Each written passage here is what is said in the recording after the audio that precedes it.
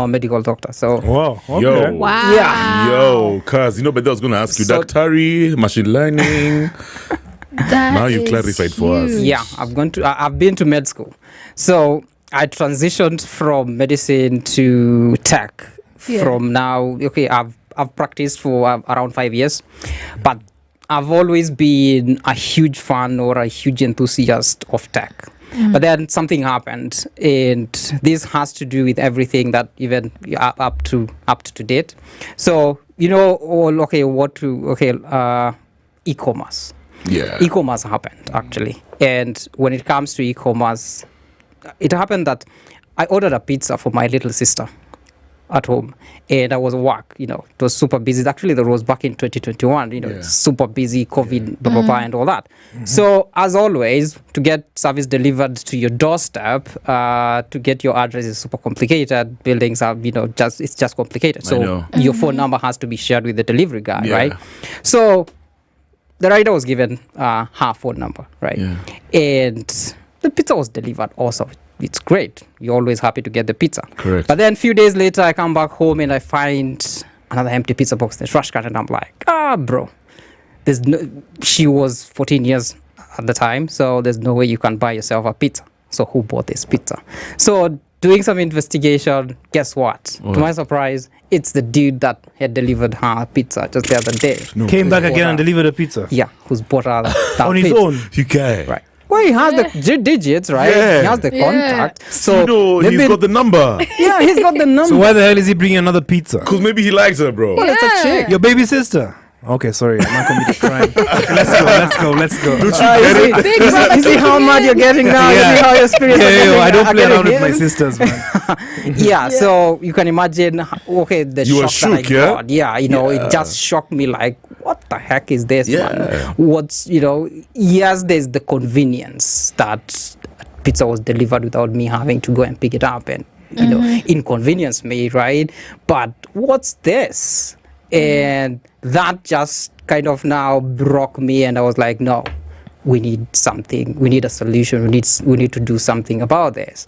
And over the years, it just kind of, I just wanted to see what's the solution.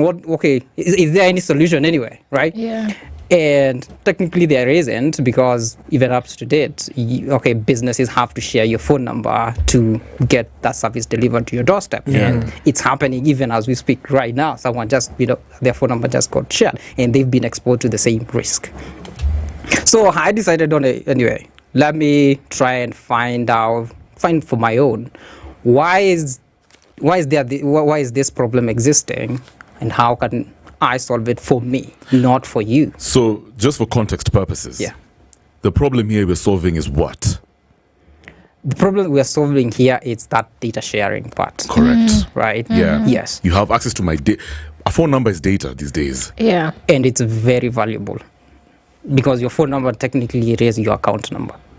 There's mobile money right now. It's everything. It's everything. Identity. Yeah. Everything is, as an African, everything revolves around your phone number, and we are just dishing it out every day without even thinking twice about what's really going on. And the world is changing very quickly right now. 10 years ago, your phone number wasn't as valuable as it is today, and people are getting smarter and smarter and smarter, and you don't need that tech, that heavy tech background to get into to use that data, that phone number against me, right?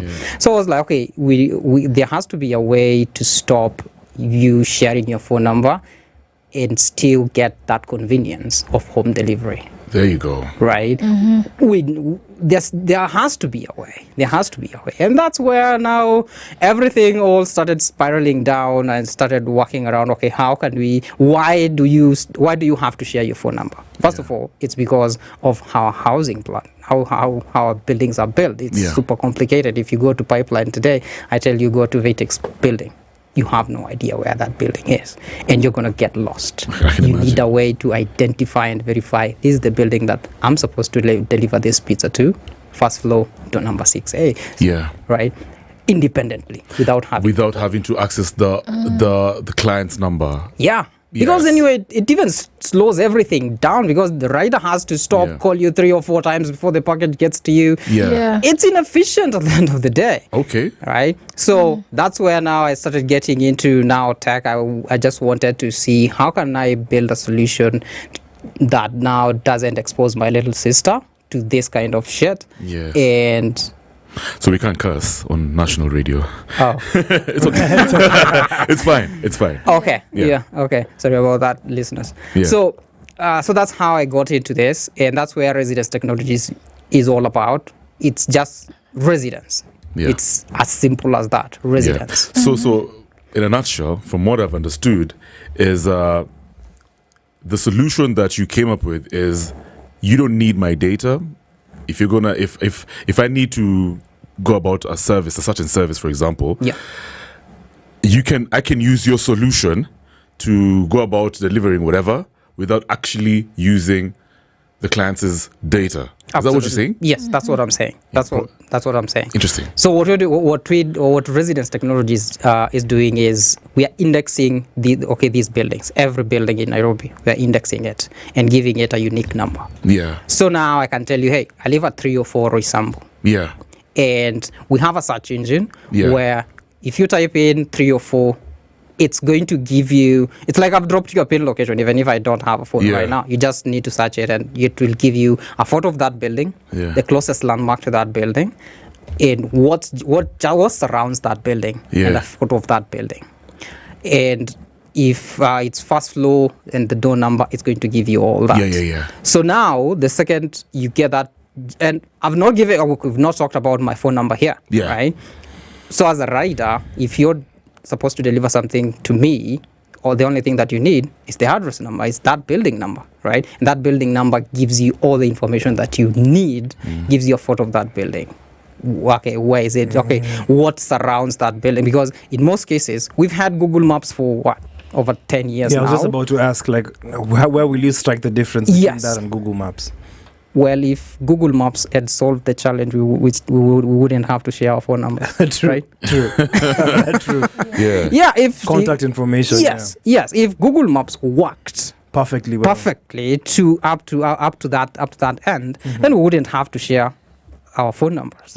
And that's where now residence technologies comes in. Right? So the system is embedded on Google Maps.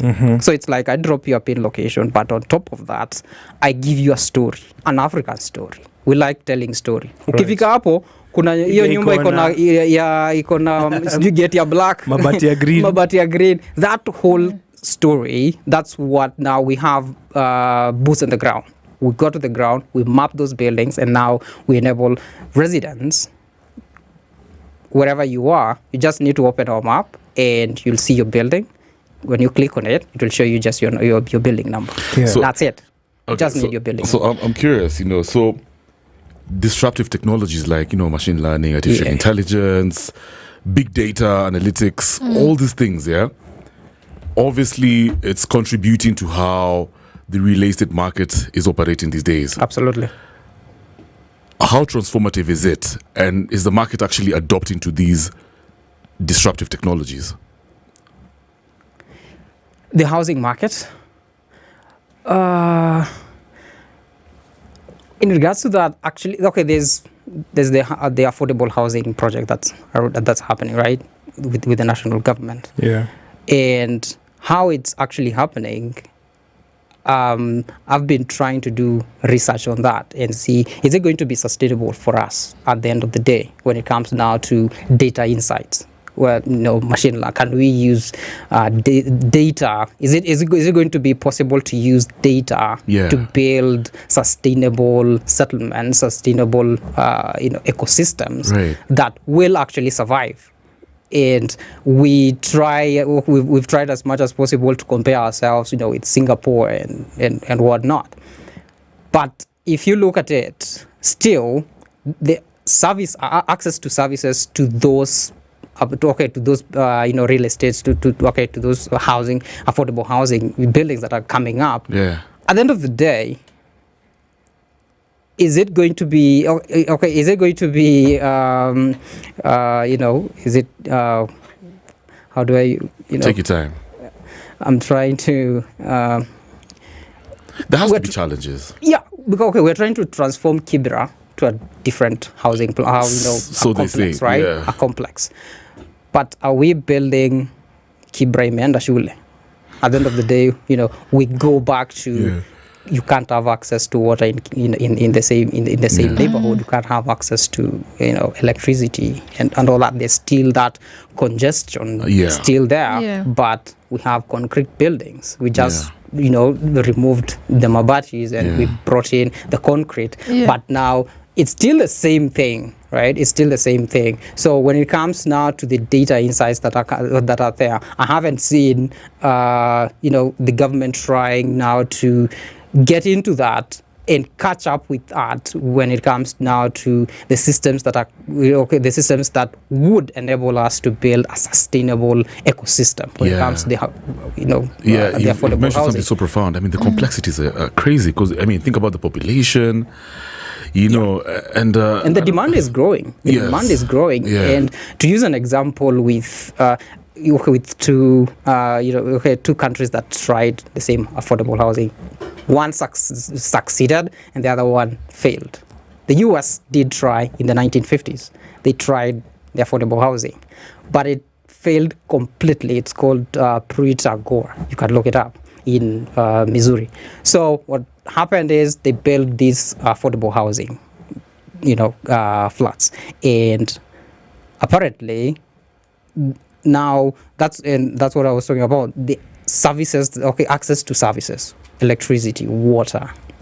What's going to happen then? Because those are things that are recurrent. Yeah. Electricity is recurrent. Water is recurrent. We need water every single day. It's not something that you just set up and you leave, right? So what happened is the maintenance, the maintenance, the money that was allocated for maintenance was just cut, right? Yeah. So they wanted now to kind of rely on the revenue that's coming on the apartments themselves. But then there was mismanagement on it. So what happened is people who were able to move out, they moved out, and people who are not able, they moved in.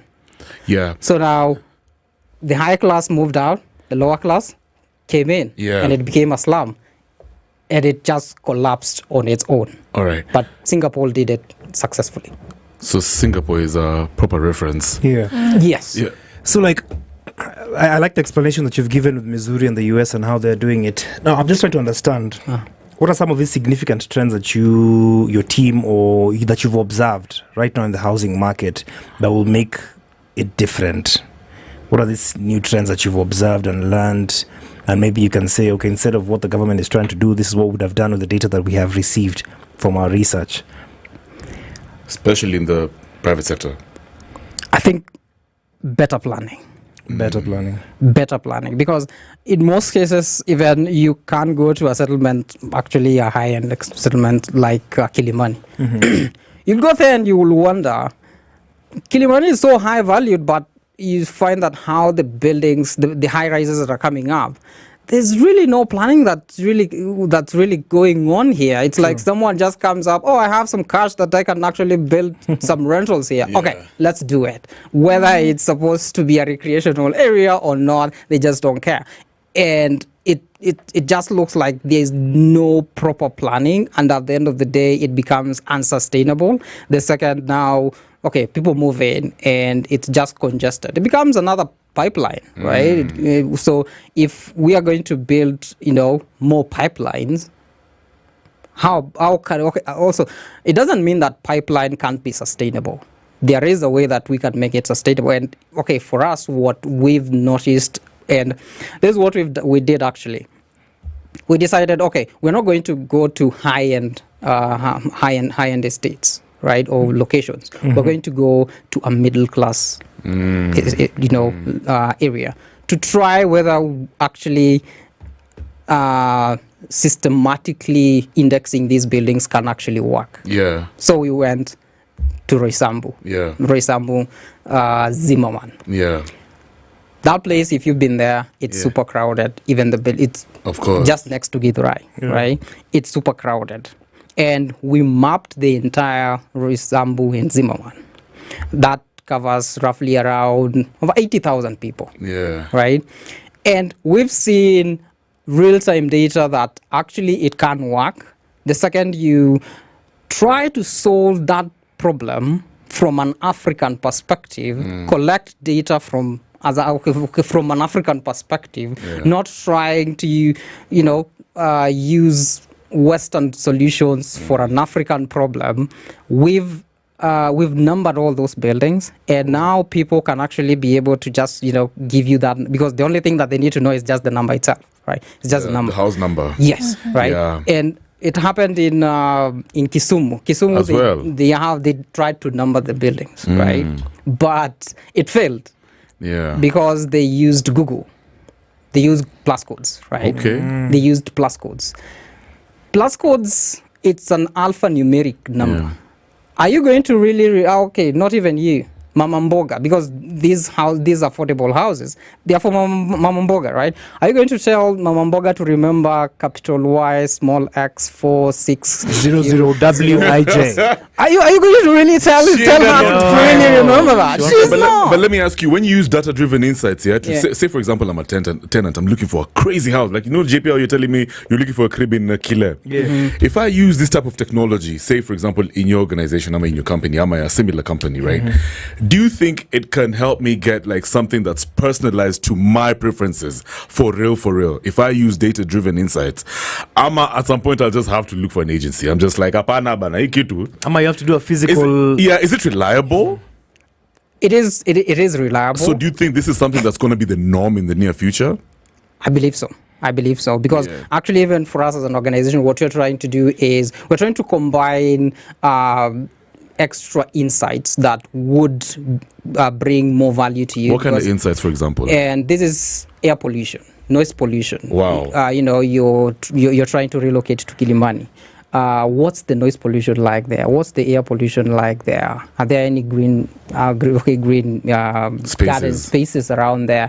If you have a family, you need your kids to actually have an ample environment. Yeah. So we're combining that data, and when you open that address for that specific building, it's going to tell you this is the current state of noise pollution. And we are using we're not doing it. We're not saying that we are going there and putting in the data ourselves. We're still building the system right now. So what we're doing is we are using your device and your device and your device. You live in that apartment. Yeah. So you help us help you decide that that apartment in Kilimani has When you say, I want to jump in there. When you say using my device, what do you mean? What device is this you're using? It's your phone. Location. So doesn't that mean you still have access to my data? I don't have your IP address. Yeah. The only data that I'm trying to access is because currently your phone can measure noise pollution, right? That's true. It can't measure humidity. It can't measure that kind of a thing. Yeah. So at the end of the day, you're helping us help her make a better decision. Right. And even next time when you'll be relocating to where she lives and she'll be relocating to where you live, you'll want that data, you'll want that insight, and that actually is going to even put more or give more insights or more data and advise the property owners and whatnot on how can we improve this property, because we've had a lot of reviews or the current data actually it says that our noise pollution is super it's shaky, right? Instead of us having this guy from Nairobi County going Mosira. So I some people would argue Some people would argue, fine, I don't want the pizza guy to come and bring me the pizza at my crib because he's going to use my number. Yeah. But isn't it more dangerous to have this guy knowing my physical address and him having my number? The physical address isn't tied to your name, right? So it's just an address. It's just an address, right? It's just an address. So we remove your identity, and because at the end of the day, as a rider, what do I need to know? Where am I delivering this package? Yeah. Who owns that package? It should be none of my business at the end of the day. So, and can I be able to deliver this package to where I'm supposed to deliver it without having to, ask someone or get lost and whatnot? If I'm able to actually do that efficiently, actually, I'll even earn more because, I earn per ride, right?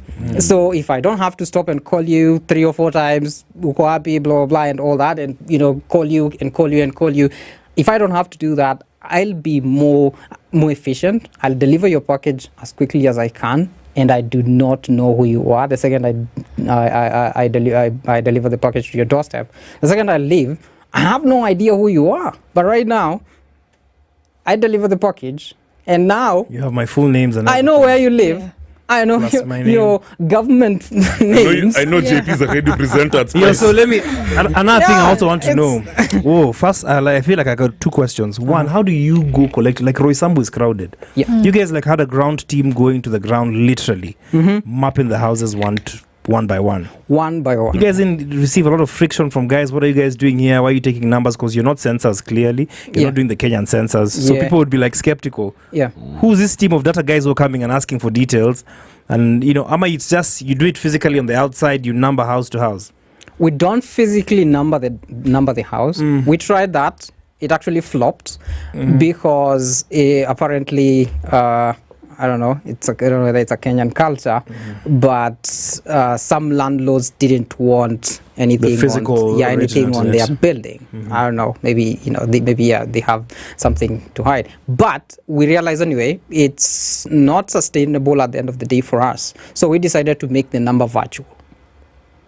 So that building number is virtual. So the only thing that you need to do is just open our map. And the map geolocates to where you are. So the second you open it, it just opens your building, right? So you'll just be able to see. And if you click on that marker, it just shows you the photo of the building. So say I want I want a property in Runda right now, and you've already mapped up a place in Runda. Yeah. So I go to your platform. Yeah. I click on it. I of course I already put in my address because I can see on your website. Yeah. It says get address. Yes. When you click on get address, probably you put your details there. This is my physical address, right? Yeah. Then I get into your platform, but I want a house in Runda. So I'll get someone who's already put the address here, and then I learn everything about the area. Is that how it works? Technically, yeah. But now to simplify it, you want a house in Runda. Yeah. So if you go to our maps page, you can just click on it. You'll see the areas that we've mapped. Right, so you can just you can just drag the map to if it's Runda, just see whether we've mapped that building that you're looking for, the buildings that are there, and it's going to show you the photo of that building, right? Okay. How does the building look like? Is this the building that I would really want? We've not yet added that data that I'm talking about, right? Humidity, air pollution, and whatnot. That's something that's in the pipeline. Because right now we decided, let's first of all make sure that each and every building in Nairobi is mapped and it has a unique number. And that number must be as simple as possible. It should be simple, because if we complicate things, then people aren't going to use them. This is so futuristic. Steph? Yeah, so with what you've been saying, I've just been hearing data collection, data analysis, data insights. Yeah. And my question comes in terms of data privacy now. Where do you think the role of data privacy is going to go, especially in the future with all these data collection companies coming up, in terms of the real estate industry and e-commerce industry? I think when it comes to data privacy, the biggest thing is going to be, first of all, data anonymization.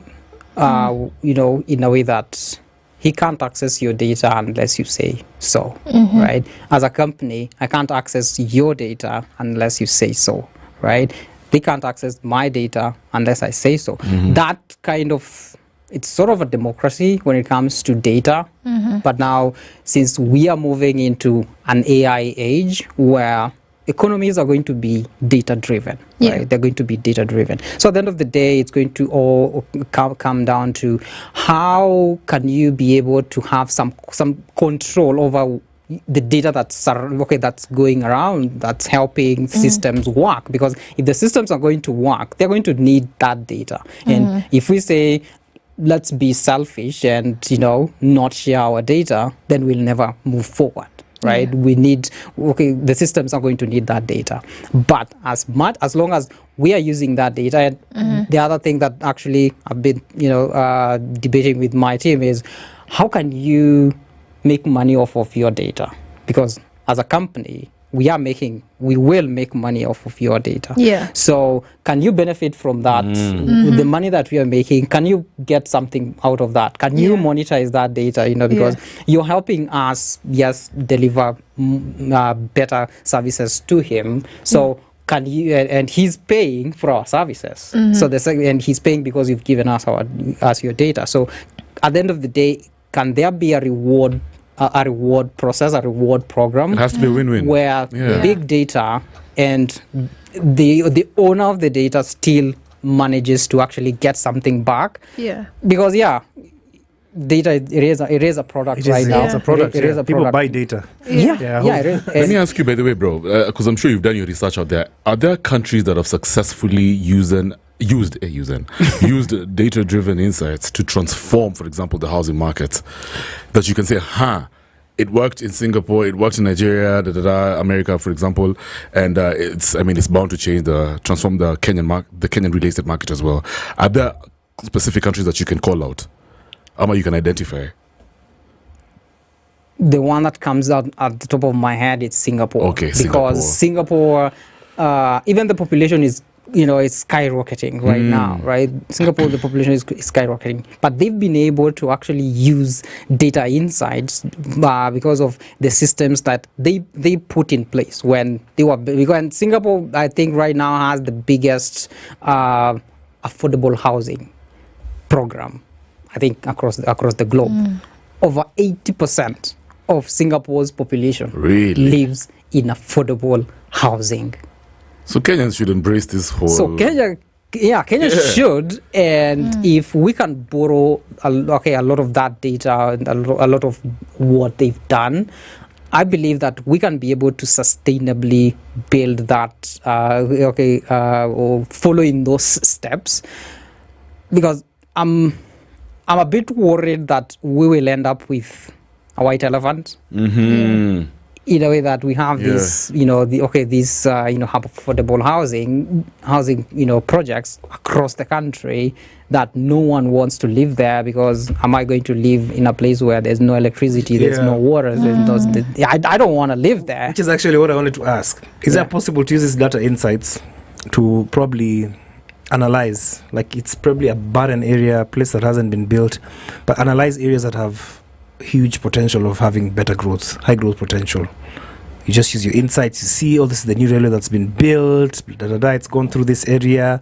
Now this particular area would be very ideal because it's close to. Is it possible to use the data insights just to give people more guidance on high growth potential areas? Absolutely. Absolutely.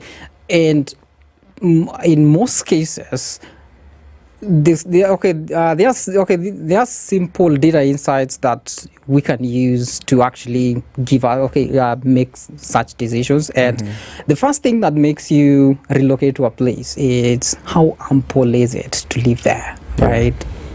Air pollution, noise pollution. And if you can be able to actually aggregate that data and understand this area in the suburbs of Kiambu, it doesn't have that much noise pollution or air pollution.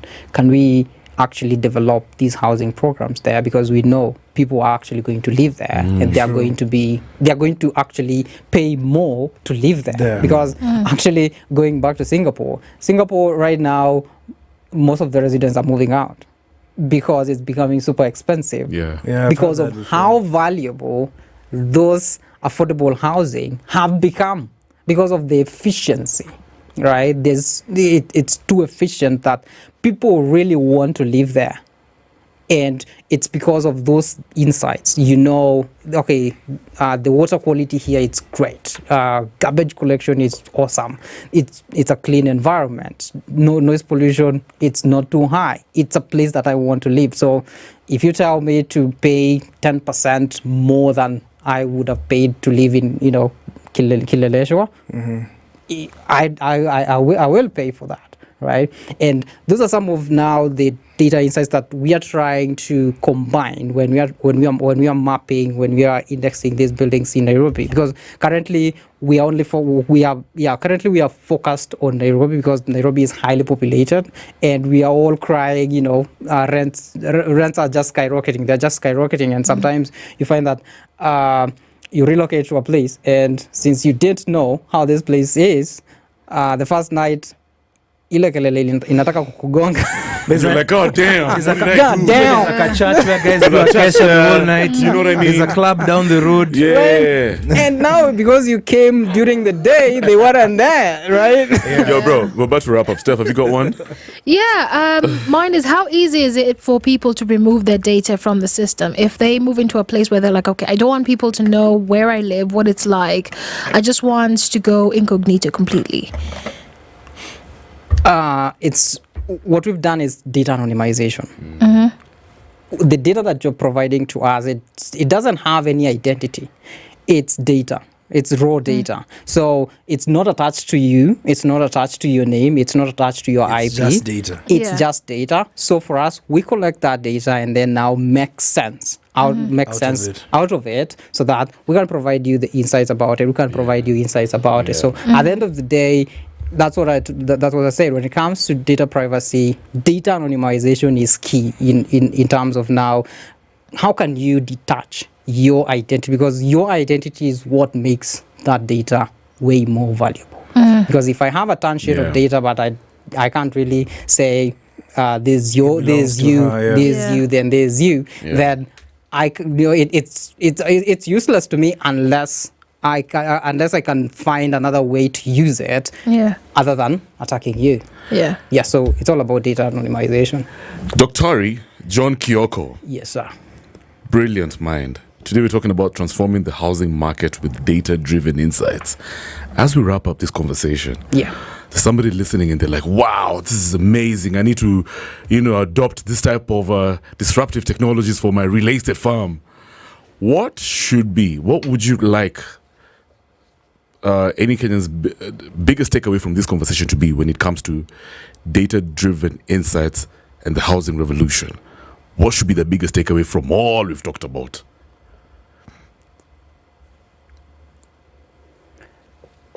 The biggest takeaway for real estate and businesses, I'd say, let's try to solve our solutions from our perspective, from the consumer's perspective, because in most cases we are solving solutions from the business's perspective, and we are always getting it wrong. I just want to deliver the package to you. I don't care about your privacy. Let me just deliver it to you. But if I look from your perspective, okay, what matters to you? Your identity matters a lot to you. It matters a lot. He might not care about your identity, but you do. And when it comes now to the solutions that as a business I'm coming up with, how can I be able to protect your identity and make sure that when I'm doing business with you, when I'm developing these properties, we develop them with the tenant, with the consumer in mind, to make sure that they can get the best that we have to offer without having to compromise their privacy at the end of the day, because we're compromising so much for convenience, and it's coming back to haunt us, and it's just going to disintegrate at the end of the day. It's not going to be sustainable, because when you look at the e-commerce businesses, there's a lot of e-commerce startups that have shut down. Why have they shut down? Because when it comes now to the logistics part, it's just super complicated. And when they try to scale, they realize, no, it's not scalable. And I always say, if we are going to have to call our customers each and every package that's delivered in Kenya or in Nairobi, we are not going anywhere. E-commerce is not going to happen. We are living in a fantasy at the end of the day. Because if we are not going to be able to streamline and increase the efficiency of service delivery to the consumers. I don't have to stop and call the consumer. Exactly. Right now we are here with you. If you ordered something and you need it delivered to your doorstep, if you'd have already taken a few calls to make sure that it's supposed to get there, right? It's just inefficient, and Amazing. E-commerce is not going to happen if we can't have that efficient service delivery. And one more thing, I am glad that from what we've done right now, Nairobi County is planning to actually start indexing all buildings to help us index all buildings in Nairobi. You mean the Nairobi County government? The Nairobi County government. That's good stuff. Right. That's and good news. That's what we, as Nairobians, that's what we are looking for, right? Governments that actually are adaptive. They're not just politicians. They're people who actually can think about how can we improve service delivery to Nairobians, instead of us waiting for 2027 so that we can go back to them and tell them, hey, blah blah blah and all that. So yeah. I mean, whoever thought that the Nairobi County government would be that progressive? Yeah, I mean, we're waiting I'm also surprised. we're waiting to see the walls painted. Sakaja order. That's what he said in the next 90 days. Yes. We'll see. We'll see. The environmental guy will be on your case. He'll be like, this wall is not looking friendly, okay? It's not the real green. It's not the real green. It's probably going to be green and yellow, yeah? Yeah, man. I don't want it to look I like don't Mombasa. that. I know. Thank you so much, Dr. John Kioko. He's the CEO of Residence Technologies. pleasure. And today we've had a very general conversation just about transforming the housing market with data-driven insights. Amazing. What's your contact information in case somebody wants to share your story, get into some sort of partnership with you? How do they reach you? Oh, my phone number is 0705. You want to give out your phone number after talking about data? You guy. Let's scratch that. What's your Instagram What's your handle? Instagram, bro? I'm just, Okay. come on. Yo, you guys are. See, that's what I'm talking Data about. We don't really think about No, it. you know what we you don't should really do? think Let about me tell it. you what you should do. Give us your residence. Oh, my goodness. that's even worse. Okay. Then Awesome. call like Daktari, you didn't come over to Awesome. mark my place. I'm still looking for it on the maps. Yo, you didn't even think about it. Yeah. You're 07. Yeah. That's we how never quick. think Yeah, about that's it. We how never quick. think about it. Yeah. We're just like, okay, it's 07, Yeah. blah, blah, and then you go, right? Maybe your email address or your social media would be better. Yeah, I'll give for residents and Yeah. my email address. Okay, no, right. do your thing, do your thing. Yeah, it's for Residence Technologies. It's 011 011 037 0081. Ah, there you go. 011 037 081. Yeah. All right, social media. Social media, Yeah, for your company. Residence Technologies Good stuff. across all Yeah. platforms. Yeah. Yeah. My personal email, it's Yeah. john@residencetechnologies.com. I like that. That's it. Disruptive, very resourceful young Kenyans out there solving actual problems. Absolutely. I like that, using transformative technology, data-driven insights. I love it. Sawa, thank you once again for coming through. It's a pleasure, man. When we come back, I can see right now it's about 4 minutes past 9. I've got some Agora Hills. When we come back, it's all about cruising the internet with Stephanie Twendekazi. SpiceFM, Nyeri.